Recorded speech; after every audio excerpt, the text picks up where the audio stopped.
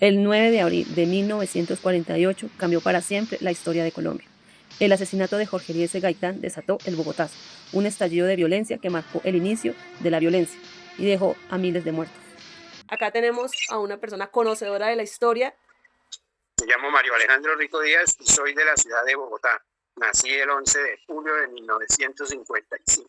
Don Mario, le voy a hacer unas preguntas. Don Mario, ¿a usted qué le suena el día 9 de abril de 1948? Bueno, es el tan llamado el Bogotazo, 1948.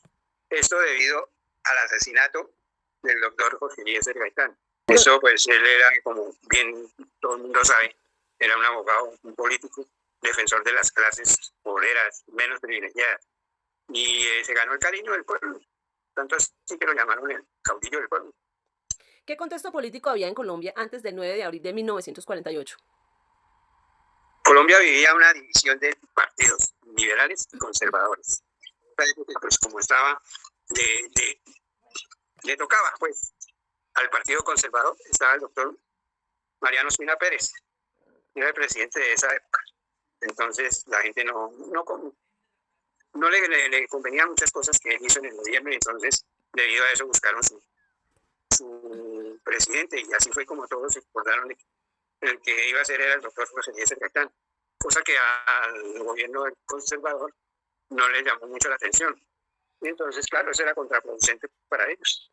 ¿Qué ocurrió exactamente el 9 de abril alrededor de la 1:05 de la tarde? ¿Qué recuerda usted que ha escuchado?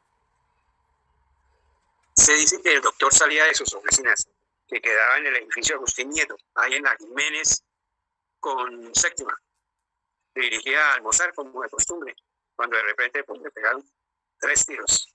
Y el muchacho fue Juan Roa Sierra. A él lo cogieron y, mejor dicho, lo mataron inmediatamente. Y lo arrastraron hasta el Palacio de Nariño, donde ejercía el presidente Mariano Ospina en represalia a todas las cosas que él había cometido en su gobierno, durante su gobierno. ¿Cómo reaccionó la gente del pueblo al grito de mataron a Gaitán? La gente se enloqueció. Mejor dicho, eso fue una noticia que la gente no podía creer, con dolor, rabia. Gritaban, mataron a nuestro caudillo, mataron a nuestro caudillo. Entonces, la gente se envenenó, se consternó y acabó con el muchacho. ¿Qué fue el Bogotazo y por qué fue tan destructivo? El Bogotazo fue una revuelta popular. ¿Sí? Y en eso, mejor dicho, acabaron con edificios, incendiaron centros comerciales, el tranvía, que en esa época era el transporte de Bogotá, todo eso lo quemaron.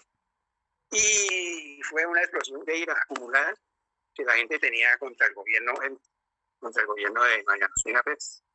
¿Cómo se extendió la violencia? Bueno, víctimas hubo muchas. Se estima, pues, yo creo que más de 500 a 2.000 muertes.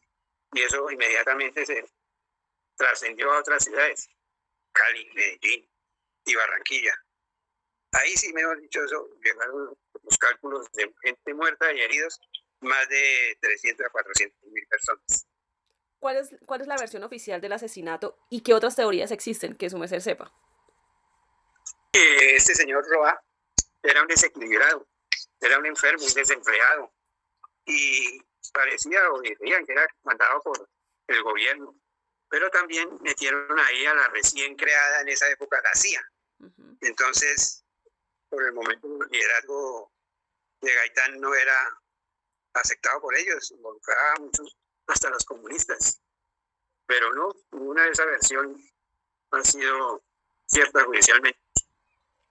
¿Por qué el 9 de abril de 1948 sigue siendo un punto de quiebre en la historia de Colombia? ¿Por qué cree usted? Porque hubo un rompimiento bipartidista de los partidos conservadores y liberales. Se perdieron las confianzas en las instituciones. Eso se volvió una violencia que duró, mejor dicho, décadas. Y aún estamos en violencia, no ha sido controlado.